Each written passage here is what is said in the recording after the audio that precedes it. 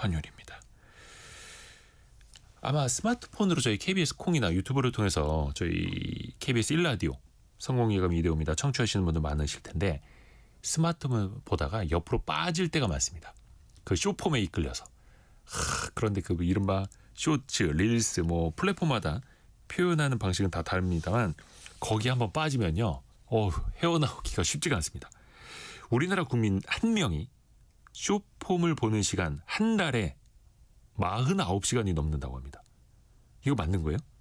YG 리테일 이쪽 데이터라고 하는데 우리나라 국민 한 명이 한 달에 49시간이나 쇼폼을 본다?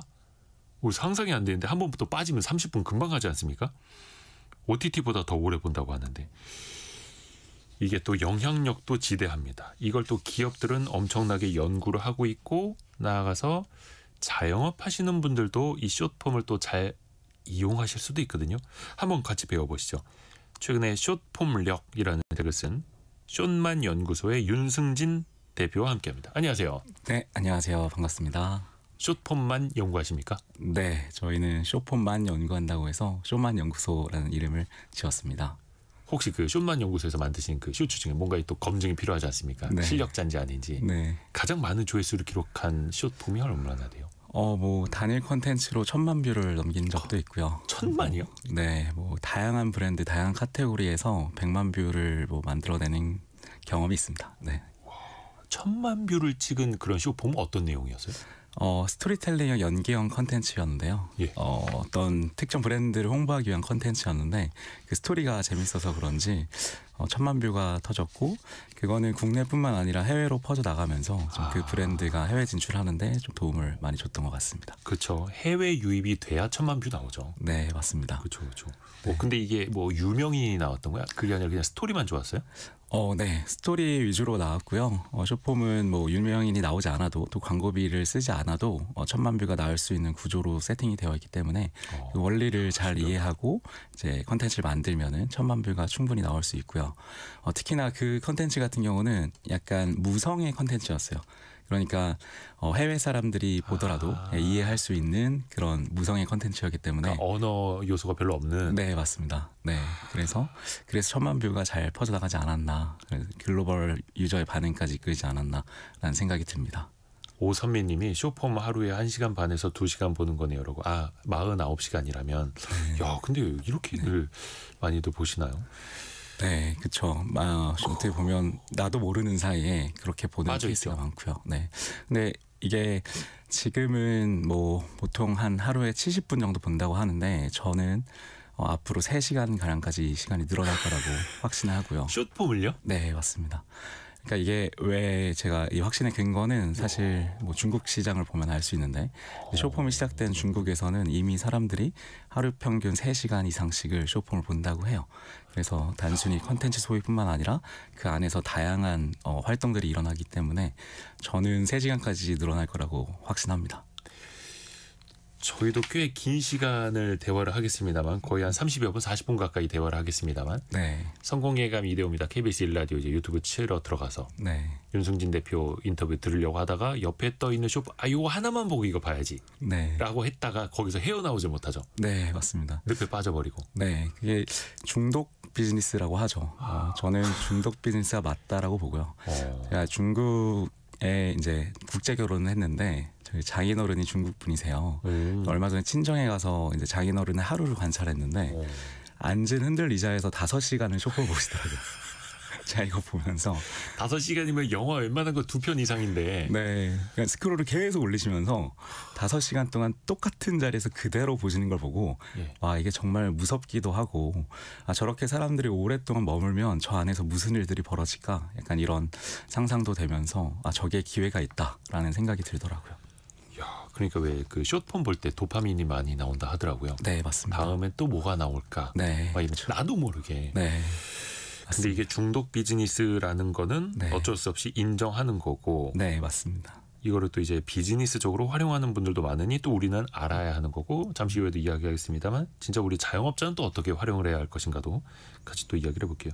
왜냐하면 최근에 그 카카오톡 그 모바일 페이지 개편되면서 여러 가지 논란이 많았잖아요. 네. 근데 결국은 카톡도 넣은 게 쇼폼이더라고요. 맞습니다. 네. 네이버도 거의 첫 화면에다 그 쇼폼 넣고 있고 그렇죠. 중독시키려고 하는 거잖아요. 맞습니다. 사실 뭐 중독 비즈니스라는 건 이미 검증이 되었고요.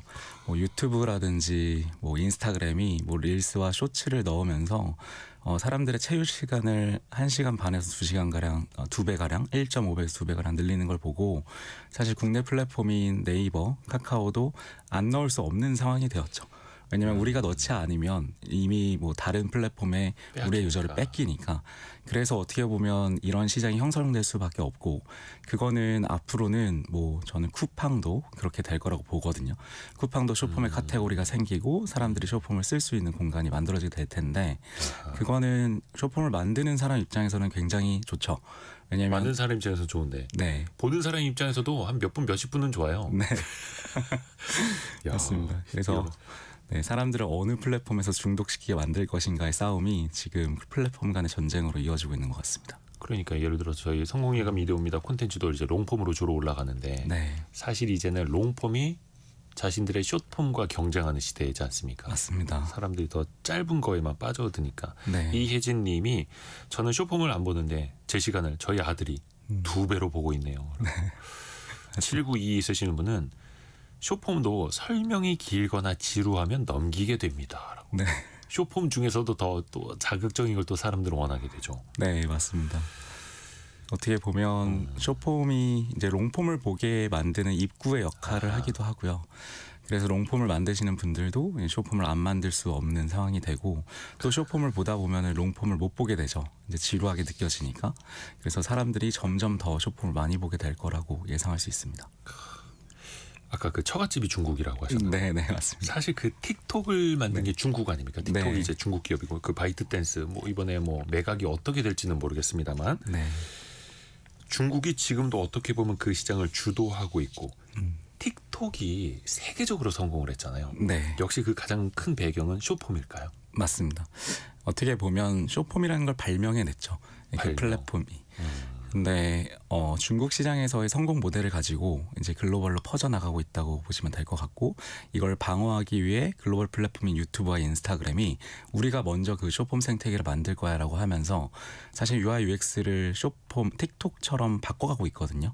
그래서 최근에는 인스타그램의 그 숏폼인 릴스도 세 번째 탭에 있던 게 첫 번째 탭으로 그러니까 앱을 키자마자 숏폼이 먼저 메인으로. 나오는 구조로 바뀌고 있고 저는 유튜브도 키면은 일단 숏폼이 맞아요. 최상단에. 네, 최상단에 보이는 걸로 바뀌고 있죠. 그래서 사실 중국 시장은 뭐 틱톡이 먹었지만 글로벌 시장에서는 누가 1등이 될지는 모르는 상황인데 각자가 이 중국에서의 성공 모델을 글로벌 시장에서 똑같이 만들기 위해 경쟁하고 있다라고 보시면 될 것 같습니다. 그러니까 틱톡의 사례를 보면서 네. 점점 더 메인으로 앞 화면으로 최상단으로 맞습니다. 숏폼이 이제 지배하고 있는 거죠. 근데 이게 호기심으로 보다 빠져들기는 합니다만 이게 실질적인 그 상품의 구매로까지 이어지는지 네. 아니면은 왜 입구라고도 표현을 해주셨는데 네. 한 30초 1분짜리 영상을 보고 그럼 내가 20분 30분짜리 영상 보러 가야지 네. 라고 사람들이 생각을 할까요? 일단 앞서 말씀드린 커머스 분야에 있어서는요. 네.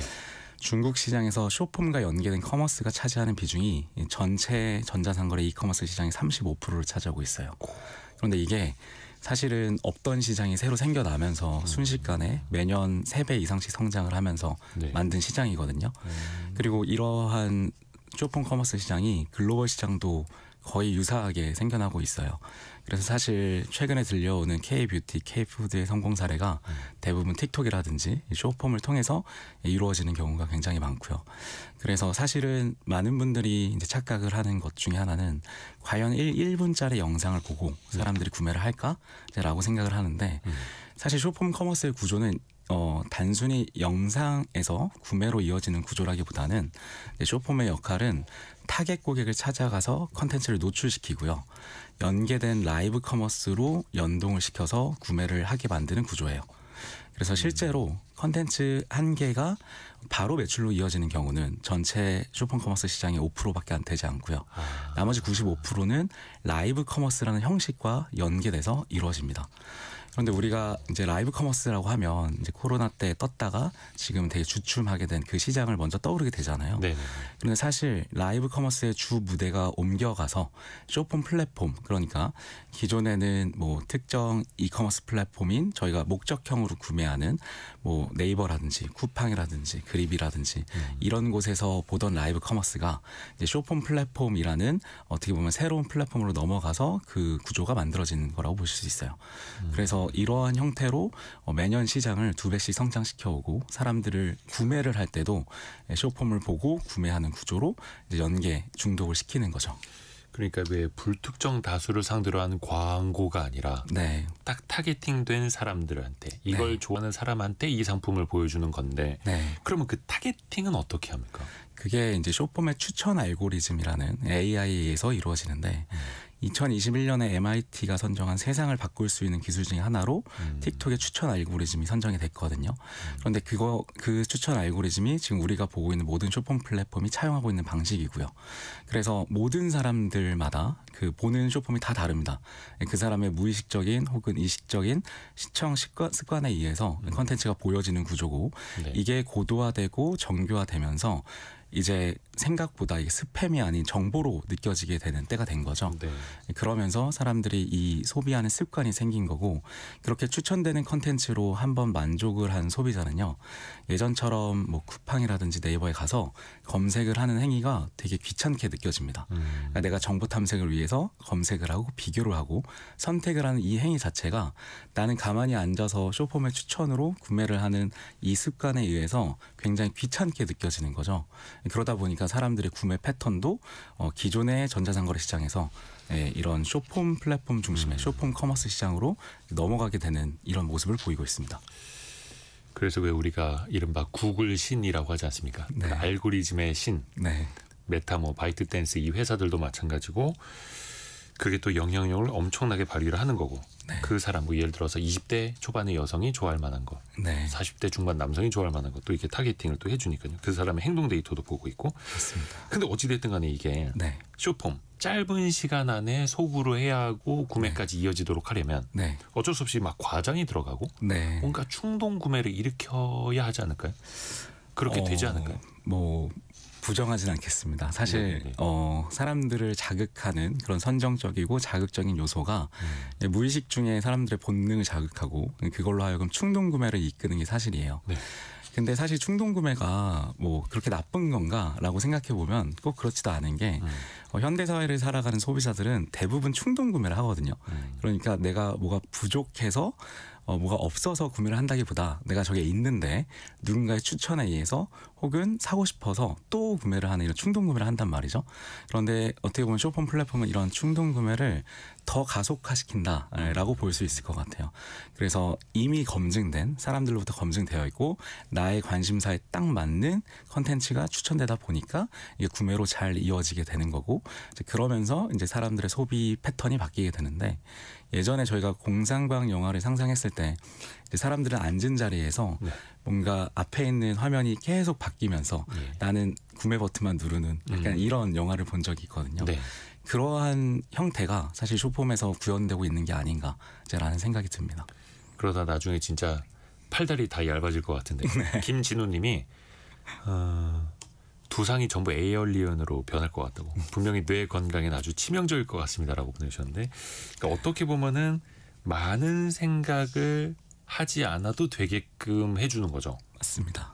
근데 또 거기에 또 자연스럽게 또 중독이 되는 거고 네, 그래서 정확합니다. 이제 우리도 또 이걸 알아야 된다라는 거고 네. 쇼폼을 크리에이터들이 만들기도 하고 또 네. 기업들이 직접 하기도 하잖아요. 또 네. 의뢰를 하기도 하고 네. 쇼폼을 만들 때 비용은 얼마나 들어요? 물론 이거 일반화할 수는 없겠습니다만 다 퀄리티가 다르니까. 사실 뭐 천차만별이죠. 네. 이제 영상을 찍는다는 게 뭐 인건비가 몇 명이 들어가느냐에 따라 혹은 내 스마트폰으로 혼자도 찍을 수 있으니까요.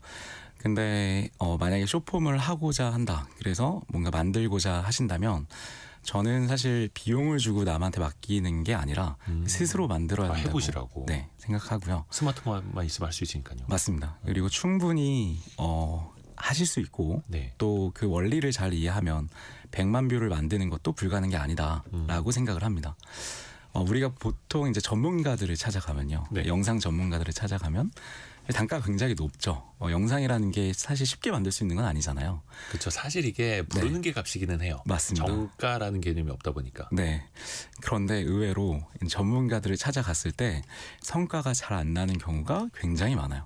그 이유는 쇼폼이 기존의 영상과 전혀 다른 로직 구조를 갖고 있기 때문이거든요. 네.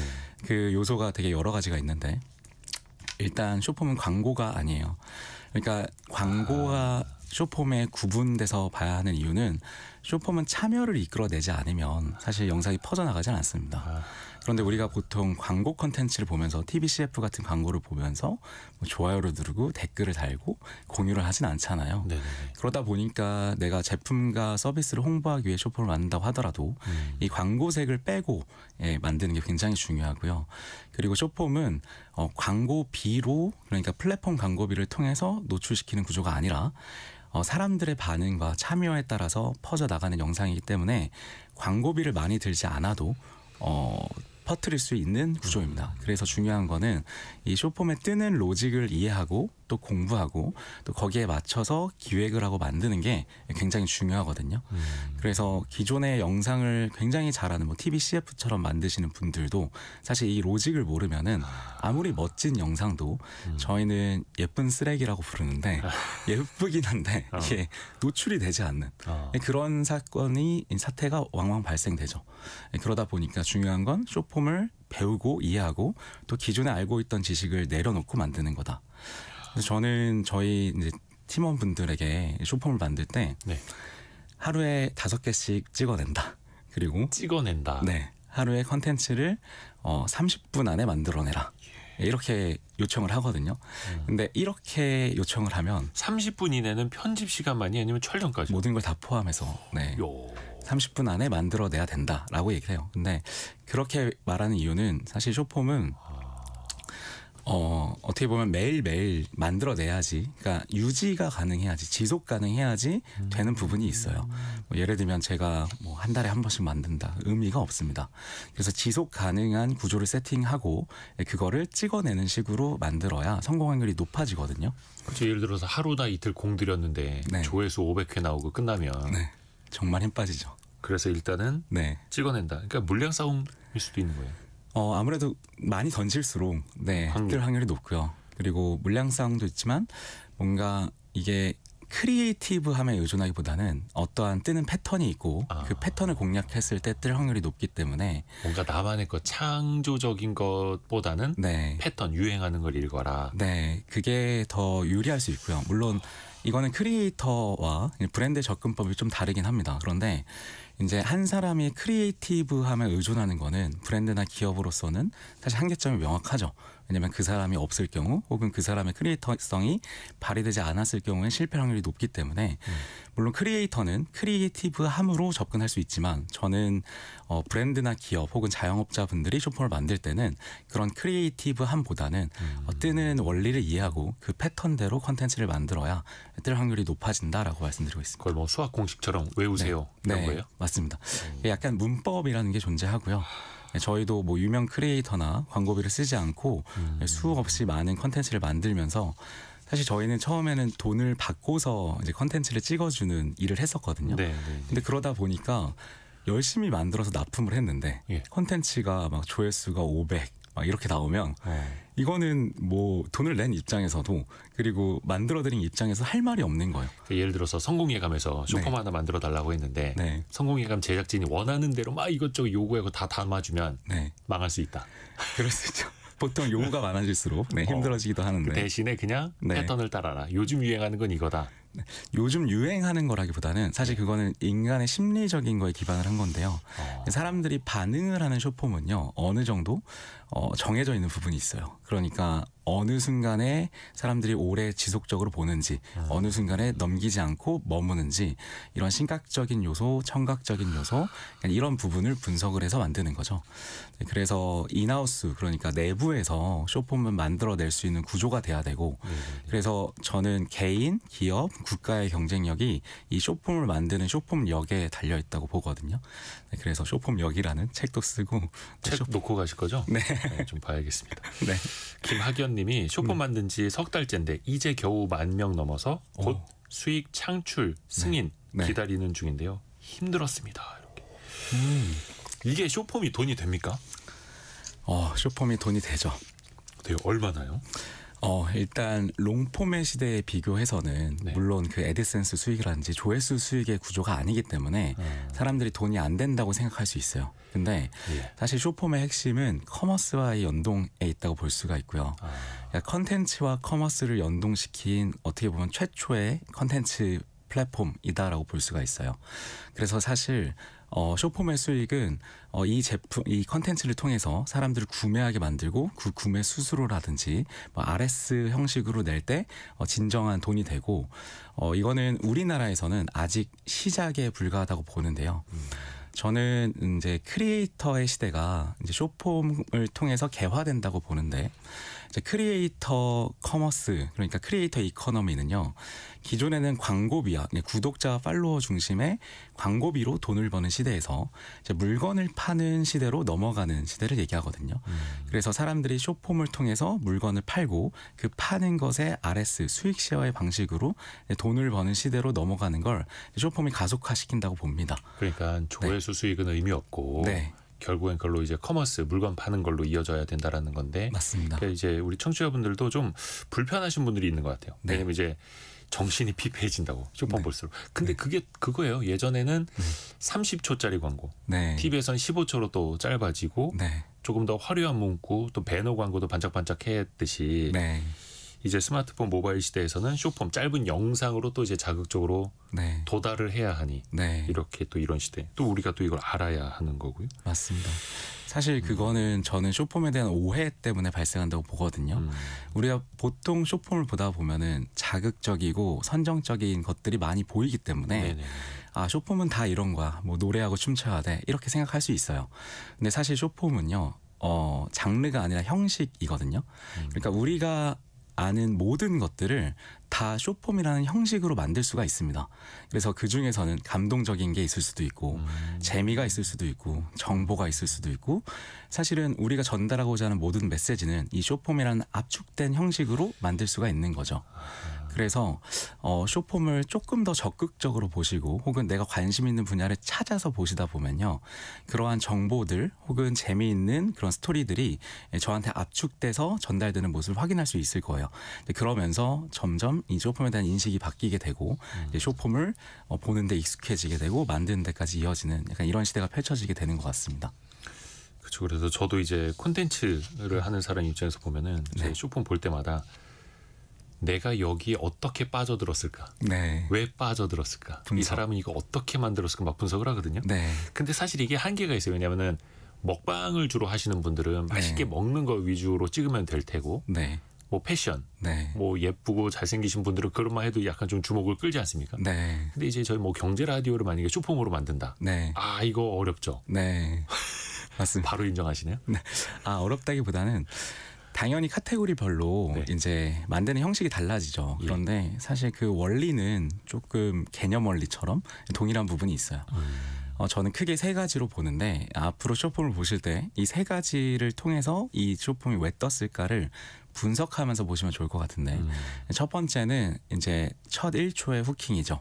그러니까 첫 1초에 사람들을 어떻게 이탈하지 않게 만들 것인가를 뭐 시각적인 요소, 청각적인 요소, 자막적인 요소, 캡션의 요소 등등의 요소를 통해서 사로잡고요. 두 번째는 사람들을 끝까지 보게 하는 게 중요합니다. 네. 이제 완보율이라고 표현을 하는데 사람들을 끝까지 보게 만들기 위해서 뭐 자막의 활용을 어떻게 하는지, 편집의 활용을 어떻게 하는지, 시나리오를 어떻게 짜는지 등등의 요소를 보시면 좋고 마지막은 댓글 유도예요. 사람들을 어떻게 댓글을 쓰게 만드는지 참여를 유도하는지 사실은 이러한 세 가지 원리를 처음 기획할 때부터 설계를 해야 됩니다. 그리고 그 기획에 맞춰서 사람들의 반응이 나오도록 유도를 해야 되거든요. 그래서 이 원리를 가지고 이제 내 컨텐츠를 다시 돌아본다면 뭐 예를 들면 우리가 보통 쇼폼을 만들 때는 긴 롱폼을 잘라서 만들거든요. 네. 근데 이 쇼폼을 자를 때도 그 인트로 부분에 시각적인, 청각적인, 자막적인 요소를 어떻게 극대화시킬 것인가 혹은 길이를 어떻게 끝까지 보게 만들 것인가. 그런데 사실 이런 부분이 있어요. 사람들을 끝까지 보게 만들려면 가장 쉬운 방법이 뭘까요? 끝까지 보게 만들면 가장 쉬운 방법. 자극적으로. 그것도 있겠지만 영상을 짧게 만들면 됩니다. 아. 그런데 예. 영상이 짧으면 당연히 사람들이 끝까지 볼 확률이 높아지겠죠. 그렇죠. 뭐 영상이 예를 들어서 짧으니까. 1초짜리 영상 만들면 다 끝까지 보겠죠. 그렇죠. 그런데 사실 사람들이 열심히 만들수록 혹은 외주에 맡길수록 영상이 길어지는 경향이 있어요. 광고주가 이것도 넣어주세요. 맞습니다. 저것도 멘트 들어가야 됩니다. 네, 맞습니다. 그렇게 조금씩 늘어나죠. 네. 그럼 생각해 보세요. 만약에 내가 외주 컨텐츠 제작을 맡겼는데 네. 8초짜리 영상을 가지고 옵니다. 그러면 아니 내가 맡긴 돈이 뭐 50만 원인데 지금 8초 만들려고 지금 맡긴 거 아니잖아요. 이런 말이 나오죠. 장난 나랑 지금 합니까? 뭐 이렇게 네, 되겠죠. 그렇죠. 예. 그러면서 영상이 점점 길어져서 이제 보통 쇼폼은 지금 3분까지 가능하니까 막 2분 50초까지 늘어납니다. 근데 이 2분 50초짜리 영상을 끝까지 보게 만든다. 굉장히 어려운 거거든요. 요즘 그 네. 아이돌 그룹들의 노래도 2분 30초인데. 네, 맞습니다. 그래서 이게 오히려 그 내가 공을 들일수록 네. 자 보세요. 4시간 동안 촬영을 했다고 치죠. 그럼 이거를 1분 안에 압축시켜야 되는데 아우 아까워. 빼기가 아깝죠. 그죠? 내가 촬영한 시간이 있는데. 네. 그래서 꽉꽉 채우다 보면은 오히려 그런 영상이 성과가 안 좋아요. 그래서 저는 오히려 숏폼은 짧을수록 그래서 이게 외주보다 인하우스 내부에서 스스로 만드는 게 맞고요. 이제 유저의 반응을 보면서 계속 뭔가 컨셉을 바꿔가면서 이제 린 스타트업 방식이라고 하죠. 이제 유저의 반응에 따라 컨텐츠의 반응을 컨텐츠 만드는 걸 유저가 반응하는 도로 옮겨가는 이런 식으로 만드는 게 성공 확률을 높일 수가 있습니다. 근데 그 짧은 시간 안에 서사, 스토리텔링도 들어가요? 들어가야 물론입니다. 해요? 당연합니다. 네. 사실 뭐 요새 숏 드라마가 유행이잖아요. 요즘 무슨 드라마를 60초짜리를 봅니다. 네, 맞습니다. 근데 사실 거기 안에 기승전결은 다 들어가 있죠. 네, 자극적이고 네. 좀 어이없는 부분도 많이 보이긴 하지만 네네. 근데 사실 숏폼은 짧은 영상이 아니라 압축된 영상이기 때문에 그 모든 것들이 다 들어가 있어요. 그리고 그거를 얼마나 효과적으로 유저한테 전달하느냐가 중요하고 잘 전달할수록 반응이 일어나는 거기 때문에 저는 우리가 담으려고 하는 모든 메시지와 형식을 이 숏폼이라는 것에 담을 수 있다라고 생각합니다. 요즘에 그 AI 생성형 AI들 많이 활용하시잖아요. 네. 숏폼도 요즘 AI 많이 또 활용하나요? 어때요? 네. 저희 뭐 유튜브 쇼츠 보면 그런 AI를 활용한 콘텐츠가 어마어마하게 양산이 되고 많이 있죠. 뛰죠. 네. 어떻게 보면 제가 앞서 설명드렸다시피 숏폼은 로직과 공식이 있기 때문에 AI를 활용하는 게 당연히 필수적이라고 생각을 하고요. 그리고 앞으로는 숏폼의 영역에서는 AI와 사람의 경쟁이 좀 격화되지 않을까라고 생각이 듭니다. 그리고 실제로 성과를 내는 부분에 있어서도 사실 숏폼은 어느 정도 AI를 통한 성과를 낼 수 있다고 저는 생각을 하고요. 네. 그래서 숏폼을 만들려시는 분들은 어느 정도 그 시나리오를 짜는 측면이라든지 혹은 영상 자체를 뭔가 뭐 비오나 구글을 통해서 이제 만들어내는 나노바나나 통해서 만들어내는 그런 것들이 가능한 생태가 펼쳐질 것이라고 보고요. 그래서 어떻게 보면 그렇기 때문에 더 숏폼을 공부해야 되고 또 숏폼을 AI를 적극 활용해서 만들어야 되지 않나라고 생각이 듭니다. 그러면은 또 이 방송 들으시는 분들도 나도 활용할 수 있을까? 네. 우선은 네. 물론 이제 저희가 자영업 트렌드 시간에도 여러 번 말씀드립니다만 뭐 페이스북, 인스타그램, 뭐 유튜브 뭐 본인들의 계정은 다 있을 수는 있어요. 네. 근데 팔로워가 네. 300명밖에 안 된다. 아, 네. 해도 대부분- 됩니까? 할 수 있습니까? 물론입니다. 저희가 한 300만 뷰가 나온 영상이 네. 계정을 처음 만들어서 첫 번째 올렸는데 탄생을 했어요. 300만 뷰가요? 네. 재밌죠. 그러니까 숏폼은 참 무서운 게 이렇게 누구나 시장 진입을 쉽게 할 수 있도록 구조를 만들어 놨어요. 그래서 내가 지금 팔로워가 적다라고 하더라도 네.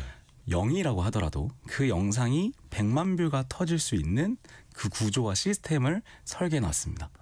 그러다 보니까 내가 지금 팔로워가 없어서 고민하는 게 중요한 게 아니라 내가 지금 만드는 컨텐츠를 어떻게 더 많은 사람들의 참여를 이끌고 매출로 이어질 수 있는 컨텐츠로 만들어내느냐가 중요해서 하루하루의 싸움입니다. 매일매일 0부터 세팅되는 게임이다라고 볼 수가 있어요. 그럼 예를 들어서 이게 뭐 다윗과 골리앗의 싸움까지는 아니겠으나 네. KBS가 만든 30초짜리 쇼츠랑 네, 동태찌개 사장님이 만든 30초짜리 쇼츠랑 네, 동일선상에서 경쟁할 수 있는 거예요. 당연하죠. 네. 그래서 이게 한 개인과 이제 기업의 경쟁이 그 하나의 화면을 차지하기 위한 경쟁으로 격화되다 보니까 사실 매출의 단위도 어떻게 보면 개인이 기업을 뛰어넘는 경우가 나타나기도 하고요.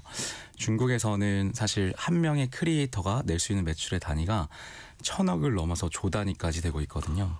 그러다 보니까 어떻게 보면 새로운 경제 규모 그리고 크리에이터 이코노미라는 새로운 경제 생태계가 쇼폼을 통해서 이제 꽃피우게 되는 이런 상황이 펼쳐지게 되는 것 같습니다. 어떻게 보면 꼭 구독자, 팔로워 수랑은 네. 직접적으로 연관은 없다라고 볼 수도 있는 거예요. 맞습니다. 네, 그래서 오히려 사실 예전에는 저희가 SNS의 로직을 버려야 되는 게 저희가 유튜브나 뭐 인스타그램에서 컨텐츠를 만들 때 우리 구독자는 우리 팔로워는 뭘 좋아할까를 생각하면서 컨텐츠를 만들었죠. 그런데 쇼폼은요, 그러니까 쇼츠, 릴스의 로직은요, 날 팔로워한 사람이 아니라 날 팔로워하지 않은 비팔로워 중에 나의 카테고리에 관심 있는 사람들의 반응을 이끄는 게 굉장히 중요하거든요. 네. 그러다 보니까 내 팔로워나 구독자에게 대화하는 게 아니라 뭔가 그 얘기는 곧 맥락상에서 얘기를 하게 되거든요. 예를 들면 내가 어제 KBS에 왔다. 그러면 오늘은 또 KBS에 왔다는 얘기를 할 수가 없는 거예요. 근데 쇼폼은 그게 아니라는 겁니다. 내가 어제 KBS에 왔다는 얘기를 조금 바꿔서 오늘 또 KBS에 왔어요. 어제 KBS를 계속 얘기할 수 있는 겁니다. 왜냐? 항상 새로운 사람을 만난다라고 생각을 하는 거니까요.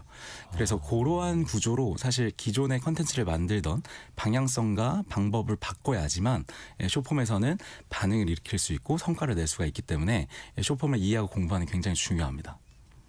뭐 제가 올린다라면 어제는 누구를 만났는데 오늘은 윤승진 대표를 만났어요. 이렇게 또 올릴 수 있고. 네, 맞습니다. 네. 근데 그 자영업자 분들한테 이 쇼폼이라는 게 네. 자영업자분들 이제 장사도 안 되는데 피곤합니다. 할 게 너무 많아요. 네. 옛날에는 네. 그 전단지 광고 넣어야 돼 말아야 돼. 네. 그 다음에는 배민요기 배달앱 들어가야 돼 말아야 돼. 네. 그 다음에 이거 댓글 관리 SNS 해야 돼 말아야 돼. 네. 이제는 그런 쇼폼까지 내가 해야 돼. 네. 그럼 쇼폼도 필수라고 보세요, 대표님 보시기에? 필수죠. 무조건 필수라고 봅니다. 할 일이 더 늘었습니다. 지금 우리 사장님들. 저는 할 일이 늘었다기보다 할 일을 줄어들인다고 줄었다고요? 생각을 하는데요. 왜냐하면 서두에 말씀드렸다시피 쇼폼을 도입하는 플랫폼들이 많아지고 있죠. 예. 그게 뭐 네이버 클립, 예. 뭐 유튜브 쇼츠, 인스타 릴스, 당근 스토리, 카카오까지. 그러니까 사실 쇼폼 하나를 만들면요, 다양한 플랫폼을 타겟팅할 수가 있어요. 그래서 우리가 어떻게 보면 플랫폼마다 다 다르게 만들었던 그 구조를 탈피해서 쇼폼 하나로 원스톱으로 해결할 수 있다라고 볼 수가 있고요. 30초짜리 하나 만들어서 유튜브에도 올리고 인스타에도 올리고 네. 틱톡에도 올리고요. 맞습니다. 그리고 또 우리가 미래를 보면 쇼폼을 안 할 수가 없는데 최근에 글로벌 시장에서 되게 흥미로운 현상들이 보이고 있는데요. 네. 쇼폼의 노출 알고리즘의 인수에 지역이 들어가게 됩니다. 그 얘기는요, 제가 이제 여의도에서 쇼폼을 올리면 여의도에서 쇼폼을 보는 사람들에게 노출이 되는 거거든요. 와. 그렇게 쇼폼을 보는 사람들이 많아지고 네. 쇼폼을 만드는 사람들이 많아진 지금 글로벌 시장 중국에서는 그래서 내가 쇼폼을 안 할 수가 없는 환경이에요. 왜냐? 사람들이 무언가 새로운 매장을 찾을 때 검색을 해서 찾는 게 아니라 쇼폼을 보다가 찾고요. 또 쇼폼을 보다가 찾은 거를 그냥 나중에 찾아가야지라고 저장해 두는 게 아니라 바로 찾아갑니다. 왜냐? 지역의 인수가 들어갔기 때문에 가까우니까. 심지어는요, 쇼폼을 통해서 배달 주문을 하기도 해요. 그 얘기는 배달 주문이 가능한 거리에 쇼폼이 보여진다는 얘기거든요. 그러면서 오프라인 생태계가 쇼폼을 안 할 수 없는 환경이 마련되게 되는데 재미있는 점은 요즘은 중국의 배달의 민족인 메이탄에서도요. 네, 쇼폼과 라이브 커머스가 굉장히 중시되고 있고 심지어 우리 앱에서 쇼폼을 보면 보는 것만으로도 돈을 주고 있어요. 그래서 서로가 플랫폼들이 보는 사람한테 돈을 준다고요? 네, 그냥 쇼폼을 이렇게 보고만 있어도 그냥 돈이 이렇게 쌓입니다. 그 정도로 우리 플랫폼에 와서 쇼폼을 보세요라는 생태계가 펼쳐지고 있고 또 이러다 보니 오프라인 생태계가 되게 변하고 있거든요. 네. 오프라인 생태계가 어떻게 변하면 오프라인 한 켠에 쇼폼을 전담하는 직원과 라이브를 하는 공간이 있습니다. 그래서 예를 들면 만두집이 있다. 그럼 만두집을 쇼폼 플랫폼 안에서 라이브로 계속 비추고 있는 거예요. 왜 비추냐면 이 비추는 행위가 이 사람이 킨 그 라이브 반경 1km 부근에 쇼폼을 보는 사람들에게 노출이 됩니다. 그래서 오프라인 매장 입장에서는요, 내 앞을 지나가는 사람뿐만 아니라 내 반경 1km에서 쇼폼을 보는 사람들에게 이 쇼폼이 노출되니까, 자, 우리가 라이브나 쇼폼을 만드는데 돈이 들지 않잖아요. 그런데 비용이 들지 않죠. 왜냐하면 우리가 와이파이 환경 다 있고 그냥 라이브 켜두면 되잖아요. 근데 그 키는 행위로 하여금 잠재 고객을 만날 수 있는 기회를 얻게 되다 보니까 계속 켜놓는 거예요. 네. 그래서 지금은 각 매장마다 이렇게 쇼폼을 전담하는 직원, 그리고 거기서 라이브를 하고 있는 직원들을 곳곳에서 볼 수가 있어요.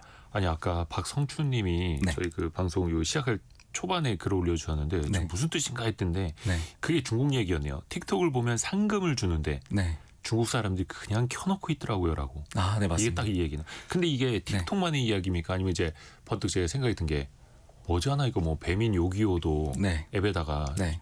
쇼폼 넣을 것 같고 네. 사장님들은 또 이거 켜놔야 될 것 같고 네. 주방에서 요리하시면서 주문 배달하시면서 네. 계속 라이브 같은 거 켜놓으실 것 같고 막 맞습니다. 그렇게 될 것 같거든요. 우리나라도. 맞습니다. 맞아요? 지금 그렇게가요? 그게 틱톡만의 얘기가 아니라 우리가 유튜브에 들어가도요. 쇼츠를 보다 보면 중간에 라이브가 보이는 부분이 있어요. 거기 유튜브 라이브로 들어가서 스크롤 올리다 보면요. 지금 대만이라든지 홍콩이라든지 혹은 동남아 쪽에는요. 이걸 라이브를 계속 켜두는 사람들이 많아지고 있거든요. 근데 이거를 사회 경제적인 용어로 라이브 플러스 세상이라고 불러요. 라이브 플러스. 네, 그러니까 사람들이 일을 할 때, 예를 들면 우리가 이렇게 일을 할 때 그냥 내 모습을 라이브로 24시간 계속 켜두는 거거든요. 마치 우리 트루먼 쇼처럼 누구를 관찰하듯이 라이브를 켜두는 생태계가 펼쳐지는데, 이게 쇼폼 플랫폼 안에서 펼쳐지거든요. 근데 왜 그럴까를 우리 생각해 볼 필요가 있어요. 라이브 기능은 사실은 10년 전부터 뭐 유튜브나 인스타그램에도 있었습니다. 네. 그런데 왜 쇼폼 플랫폼에 와서 쇼폼 플랫폼 안에서 그런 라이브 플러스 생태계가 펼쳐지는가를 생각해 보면요. 예. 사실 키는 사람 입장에서는 안 킬 이유가 없습니다. 왜냐하면 브랜드나 뭐 자영업자 분들은 노출을 시켜야 되죠. 근데 노출을 시키는데 돈이 되지 않으면 우리가 안 킬 이유가 없어요.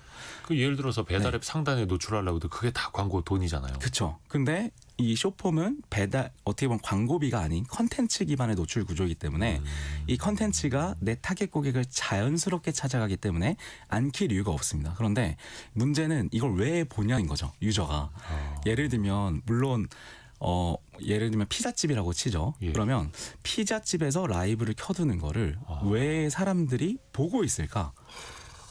여기에는 사실 이 노출을 시키는 추천 알고리즘이라는 그 AI의 그 비밀이 있는데요. 이 AI가 날 볼만한 사람에게 타겟팅해서 보여주기 때문에 보고 있는 겁니다. 그러니까 그 사람은 피자에 관심을 보인 사람이었다는 거죠. 이미 네, 구글씨는 알고 있다. 맞습니다. 그러다 바이트 보니까 댄스는 알고 있다. 네, 그러다 보니까 새로운 이런 라이브 플러스라는 세상도 쇼폼 안에서 펼쳐지는 거고, 여기서 별풍선을 쏘기도 하고 각종 새로운 생태계가 펼쳐지는 겁니다. 항상 또 시대가 많이 변하고 기술력도 변하고 플랫폼도 변하고 또 그 안에 맞춤식으로 콘텐츠, 네, 형식, 양상도 내용도 변하고 있고 또 우리는 그걸 배워야 하고, 왜냐면 네, 어느 순간 옆집 사장님이 주방에서 라이브를 켜고 계시고 저 집은 왜 이렇게 장사가 잘 돼? 네. 들어가서 보면은 그걸 하고 계실 수도 있기 때문에. 맞습니다. 와, 벌써 시간이 다 지나가 버렸습니다. 네, 숏폼에 대해서 아주 길게 이야기를 들었는데 정말 네. 알찬 시간이었습니다. 숏폼력의 저자 숏만 연구소 윤승진 대표였습니다. 고맙습니다. 감사합니다.